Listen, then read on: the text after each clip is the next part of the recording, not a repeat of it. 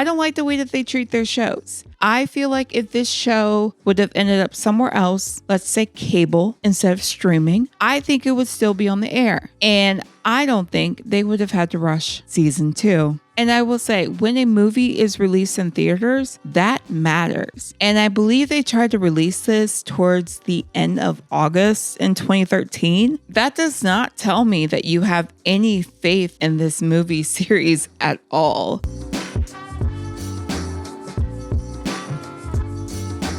In the 2000s and 2010s, young adult books experienced a meteoric rise in popularity. From Twilight, The Hunger Games, and Divergent to The Hate U Give, books written by John Green and Simon versus the Homo sapiens agenda. These books capture the hearts and imaginations of readers around the world. And they were also made into adaptations that would get more people to fall in love with these stories. And that is what I want to talk about today. I want to talk about young adult book adaptations, the good and the bad. Welcome back to another episode of Such a Fun Read. I am your host and resident reader, Cherie Lampley, and here we will be diving in each week to talk about the books we love, the books people just can't stop talking about, and how we deal with being book obsessed. And in today's episode, like I said, I want to talk about young adult book adaptations, books that were made into movies and TV shows. First, I want to talk about some of the notable ones and their impact on pop culture. One series that definitely comes to mind for me is The Hunger Games by Suzanne Collins. It's set in a dystopian future, and this trilogy captivated readers with its narrative and strong social commentary. It was so popular that the domestic opening weekend for the first movie was $152 million. That was a pretty big deal, and that definitely solidified in saying that this is not just any other series. Also, the franchise ended up grossing over $3.2 billion at the worldwide box office. This series was a very big deal. It was a very popular series that turned Katniss Everdeen into a cultural icon, and it inspired a new wave of young adult dystopian fiction. Then we also have The Twilight Saga by Stephenie Meyer. This also deserves mention for its seismic impact on young adult books and pop culture. Love it or hate it, there is definitely no denying the cultural phenomenon it became. The saga of Bella, Edward, and Jacob capture the hearts of millions of readers all around the world, and it's definitely sparked discussion about romance, feminism, and of course, the nature of vampires. The worldwide box office for this series grossed over $3.3 billion, and the legacy of Twilight extends beyond the books and movies, leaving an indelible mark on pop culture. And it also paved the way for countless young adult supernatural romances, as well as fan fiction endeavors. I would be remiss to not mention that the series did face some criticism in regards to the portrayal of the indigenous characters. Some critics argued that the representation was stereotypical and lacked depth, while others praised the series for bringing attention to the indigenous culture into mainstream media. This controversy definitely sparked conversations and important discussions about cultural appropriation and the responsibility of authors and filmmakers to accurately represent marginalized communities. Now, these book series turned major box office franchises are just a few examples of the many YA books that have made a significant impact in publishing and pop culture throughout the years. They've sparked important conversations, inspired fan communities, and left a lasting legacy that still resonates with readers to this day. I should probably make a quick disclaimer here. There are certain book series I am not going to be discussing today. Harry Potter, Percy Jackson, His Dark Materials, Chronicles of Narnia, probably some others that I just can't think of at this time. The reason I'm not going to be discussing these today is these books are in the middle grade section of the bookstore instead of the young adult section. Am I being too technical?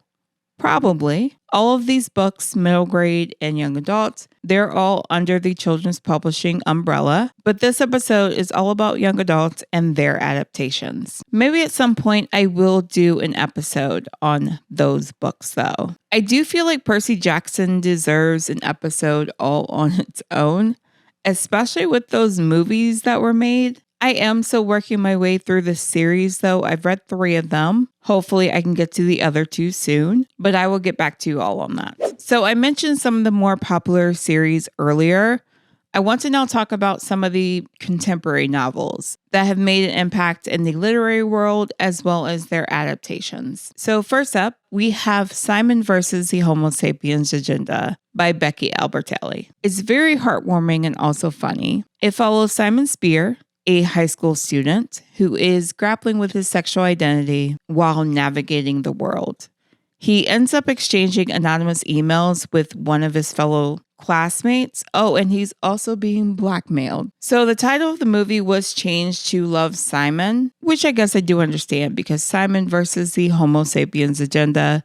It's pretty long. The book and movie adaptation, it ended up earning widespread praise, and it's a beloved favorite amongst YA readers that were seeking representation and inclusivity in YA. Next, we have The Hate You Give by Angie Thomas. This novel follows the story of Star Andrews.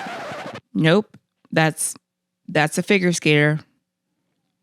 Nope. This novel follows the story of Star Carter, a teenager who witnesses the fatal shooting of her unarmed friend by a police officer. There are themes of racial injustice, identity, and the power to speak out against systemic oppression. Both The Hate You Give and Simon versus the Homo sapiens Agenda have transcended the pages to become cultural touchstones amongst readers. And they both spent many upon many weeks on the New York Times bestseller list. I was trying to look up how many weeks they spent. I don't know if I was looking in the wrong place or not, but I think with The Hate You Give, I was seeing something over 250 weeks and also something about 50 weeks or more at number 1. And I know that Simon was on there for quite a while as well. But these stories have not only entertained, but they've also challenged perspectives and sparked meaningful conversations about identity, diversity, and social justice. And they also span spinoffs. Books like Leah on the Offbeat, as well as Concrete Rose. There's also a TV show called Love, Victor. And if I'm speaking about contemporary novels and their adaptations, I, of course, must not forget about John Green. From coming-of-age stories to explorations of love and loss, John Green's novels have resonated deeply with readers of all ages. They've definitely earned him a dedicated fan base as well as critical acclaim. One of his most popular novels is The Fault in Our Stars. It tells the story of Hannah Grace Lancaster, a teenage cancer patient, and Augustus Waters, who is a fellow cancer survivor, as they embark on a journey of love, friendship, and acceptance. The portrayal of illness, grief, and the human experience, it definitely did strike a chord with readers worldwide, which helped move it to the top of the bestseller list and also inspired a successful film adaptation. Another book turned into a movie by John Green was Paper Towns. This is a coming-of-age story that follows Quentin Jacobson as he embarks on a road trip to find his neighbor, Margot, who has disappeared under mysterious circumstances. I don't believe that this adaptation did as well as The Fault in Our Stars, but it did not stop Hollywood from calling John Green. Looking for Alaska was adapted into a miniseries on Hulu. It was his debut novel, and it follows Miles Pudge-Halter as he navigates friendship, love, and loss at Culver Creek Preparatory School. Now, I've actually only read one of John Green's books, and that was Turtles All the Way Down. And I believe that adaptation might be coming some point this year. But I have seen both The Fault in Our Stars and Paper Towns, and I enjoy both of them. I've yet to watch Looking for Alaska. While many YA adaptations have achieved commercial as well as critical success, there have been some instances where adaptations fell short of expectations. Some that come to mind to me are Aragon, Beautiful Creatures, and even Divergent. So Aragon by Christopher Paolini. It follows a journey of a young farm boy named Aragon who discovers a dragon egg. This sets him on an epic quest to fulfill his destiny as a dragon rider and overthrow the tyrannical ruler of his land. The movie was released in 2006, and it ended up failing to meet expectations at the box office.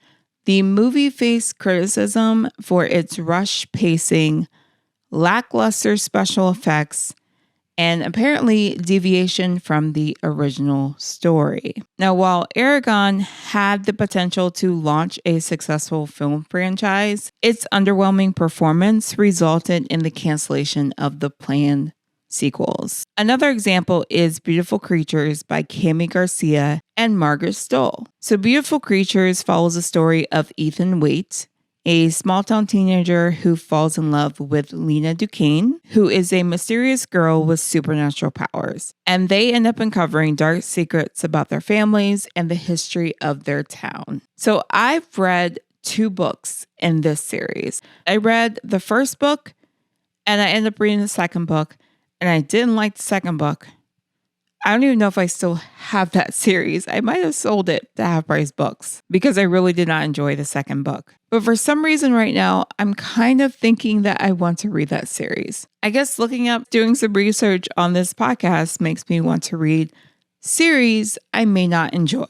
But the film adaptation failed to attract a wider audience and it underperformed at the box office. There were changes to the original storyline and marketing missteps may have contributed to its lackluster reception. Next, we have The Darkest Minds by Alexander Bracken. This is a book I know I have because I have the hardcover and I've never read it. But I remember buying the hardcover probably around the time that it came out. And I've yet to read this book.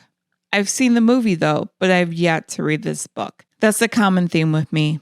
It just is. But this story is set in a dystopian future with a mysterious disease that has wiped out most of America's children, leaving the survivors with extraordinary abilities.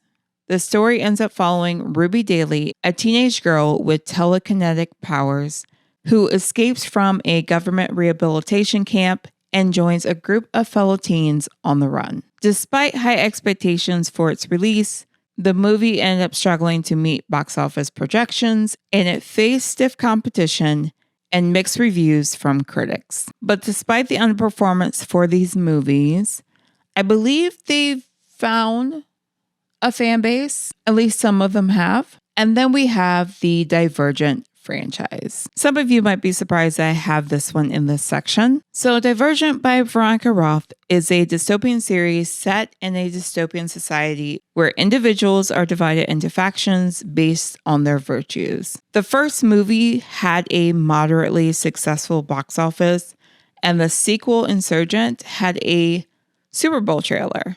I remember that. Things were looking pretty good for the franchise. But when the sequel came out, the box office performance fell short of expectations. I wasn't a fan of Insurgent, the adaptation, and I should have known and been prepared. Veronica Roth herself wrote a blog post about how adaptations can differ from the source material before the movie even came out. Also, for some reason, the decision was made for the final book to be split into 2 movies, just like The Hunger Games and Twilight were. But I believe after the performance of the second movie at the box office, they decided to change things up. Instead of calling it Allegiant Part 1 and Allegiant Part 2, they decided to just call the third movie Allegiant. But then I believe the fourth movie was supposed to be called Ascendant. But the fourth movie was never made. After I saw the trailer of the third movie, Allegiant, my first thought was the movie would only open to $30 million at the box office, the domestic box office. And it ended up opening to $29 million. So why are some adaptations successful and hit the mark, while others miss it completely? Obviously, bringing a beloved book to life on screen is a very huge task, but there are a few things that can make it stand out and leave a lasting impression. First of all, it's all about staying true to the heart of the original story. When these adaptations get what the book is all about, the themes, the characters, the plots, they are the ones that have a lasting impression. Now, these adaptations don't always have to follow the book word for word. Finding that balance between staying faithful to the book and bringing something fresh to the table is crucial. Honoring the essence of the story ensures that fans of the original material feel respected, while adding new elements can breathe life and excitement into the adaptation. So at the end of the day, successful adaptations are all about passion, creativity, and respect for the source material. Also, I mentioned this in my 50 Shades episode. When a book is already part of the pop culture zeitgeist, like Twilight or The Hunger Games or even Harry Potter, even though I'm not really talking about that book series here, but when the book or series is already a part of the pop culture zeitgeist, it definitely helps it do well at the box office. Now, let's dive into why some adaptations just don't hit the mark. Adapting a book for the screen holds so much potential, but there are definitely some pitfalls to watch out for. One is when it strays too far from the source material. You know, when they start messing with the key plot points and changing character motivations or tweaking the themes. That can really rub fans the wrong way. This is why I didn't like the Insurgent adaptation. It did keep certain elements, but I don't think it kept the essence of the story. I don't like that they changed Triss's character. I don't like how they removed certain plot points. I do understand that the Insurgent book had a lot going on.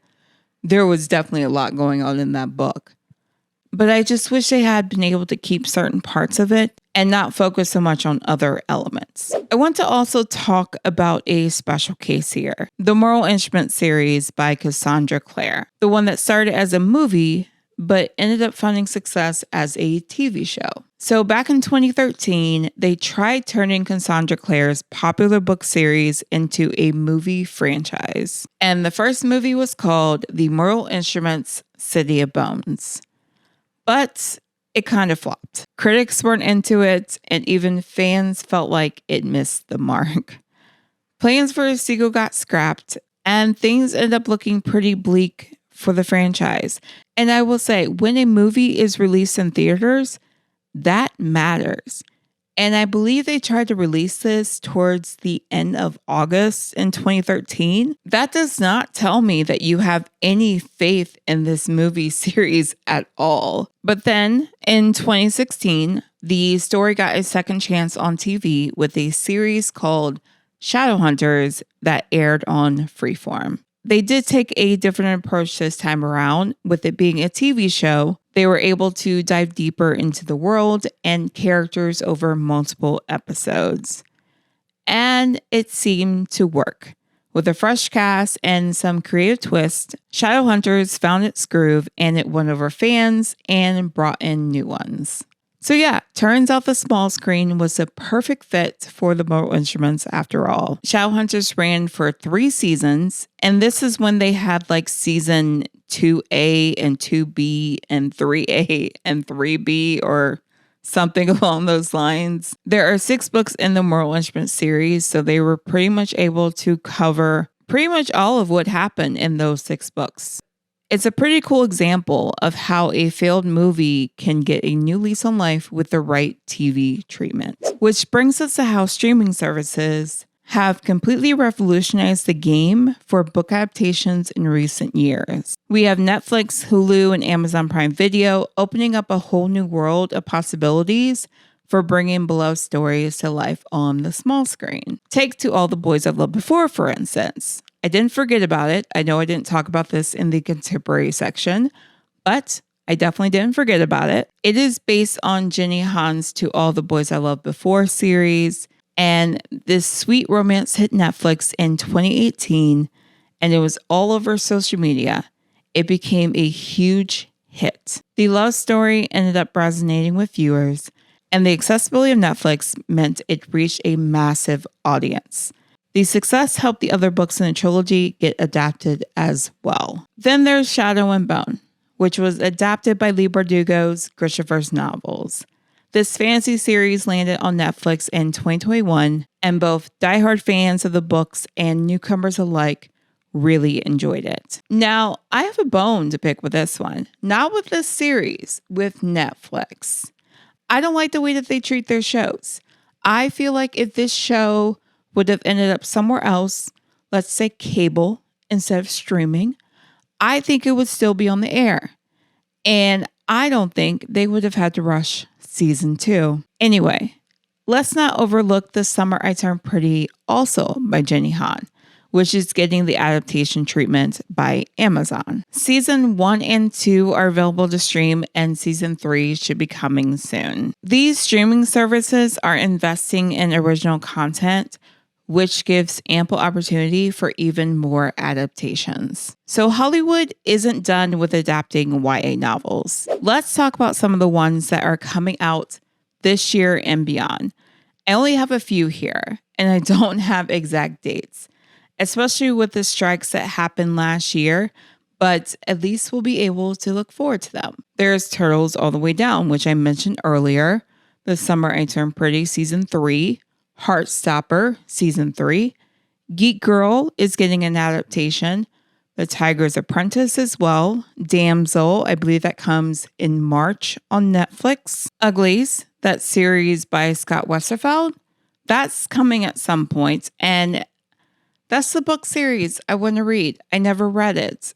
I want to read that one. And then at some point, we're going to get A Good Girl's Guide to Murder, that series. I have one book left to read in that trilogy. I'll probably end up reading that one soon. Thanks so much for joining me on this episode of Such a Fun Read. I hope you enjoyed my exploration of the fascinating world of YA book adaptations. And now I have a few things to ask of you. If you're watching this on YouTube, I would really appreciate it if you would click that like button, as well as hit subscribe so that you don't miss future episodes. Also, if you're tuning in from Spotify or whatever podcast app you're tuning in from, I truly appreciate it if you would take a moment to rate this podcast 5 stars and leave a review. Your support definitely means the world to me. Don't hesitate to give us a follow and leave a review. Until next time, happy reading.